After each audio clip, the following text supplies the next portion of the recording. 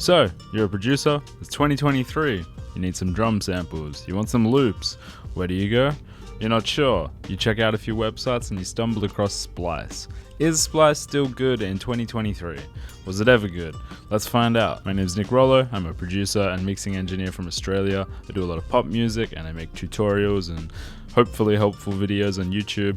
If you like Studio One stuff, production content, artist content like how to write songs and all that stuff, hit that subscribe button and turn on the notification bell. Helps me out a ton. If you use Studio One, I have some free presets on my website. There's a link below.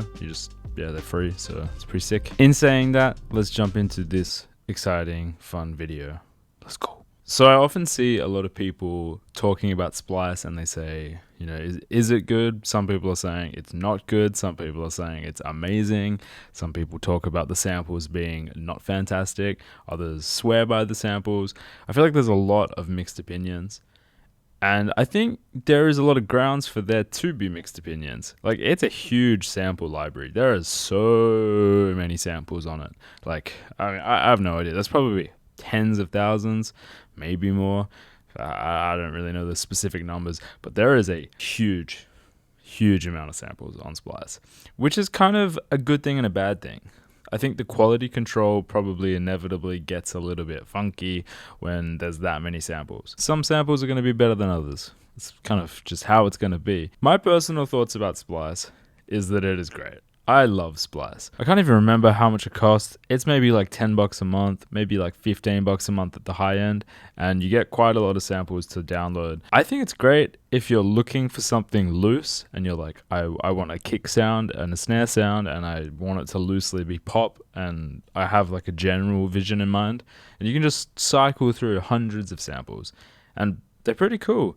Sometimes you find really whack stuff that sounds pretty dope. Sometimes you find really clean stuff that does the job. Sometimes you find stuff that's bad. You can find everything. If you want to find some vibey chords and, like melodies or whatever to start a track, it's really helpful. You can find those very easily. Oh, I want 90 BPM and in the key of G minor. Boom, bam, boom. You've got it. I personally love a lot of the drum samples that I find there. I've got a bunch of go-tos that I have downloaded. I often will just kind of reach for random stuff. You can shuffle the sounds, so you can just pick whatever. You can do relevant, popular. It's easy to find cool sounds, is what I'm saying. It's really easy to just have a dive and come out with something that sounds quite unique and isn't like a super generic sound. I feel like the downside maybe potentially of buying a sample pack from a website that sells sample packs is that it's quite a finite amount of samples. I think the benefit of a subscription model like Splice is that you're not necessarily getting the same samples that everyone else who subscribes to Splice gets, if that makes sense. Like you and I could both have Splice, but we could get very, very different samples. So I feel like in that kind of sense, there is a larger degree of uniqueness, I suppose, that you could get from Splice. Is Splice good for getting loops and melodies and chord progressions like that? Yes. Would I recommend having loops and other people's melodies from a royalty-free sample library in your songs? Not necessarily. I've heard that there is ability to get copyright claims because if another producer uses it, like, whose sample is this, whose song is this, I would be cautious with that. What I think a sample pack library such as Splice is incredibly good at is giving you inspiration points. Find a chord progression that's really good and then build a song around it, and then you can recreate the chord progression, or you can make a similar chord progression or a similar melody.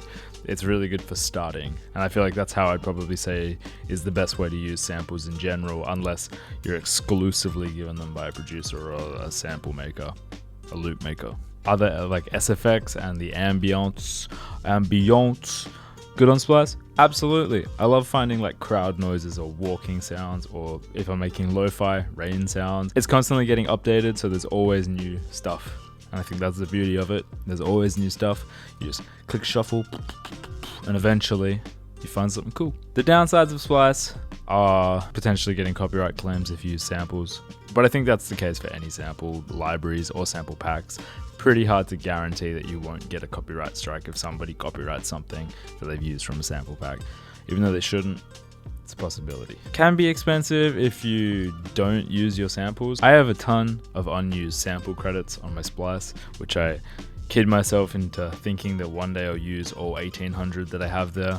I won't. The problem is if I cancel my subscription, I lose those credits until I resubscribe. So I don't get to keep that bank of credits unless I'm paying. So it's kind of a waste. It's kind of expensive.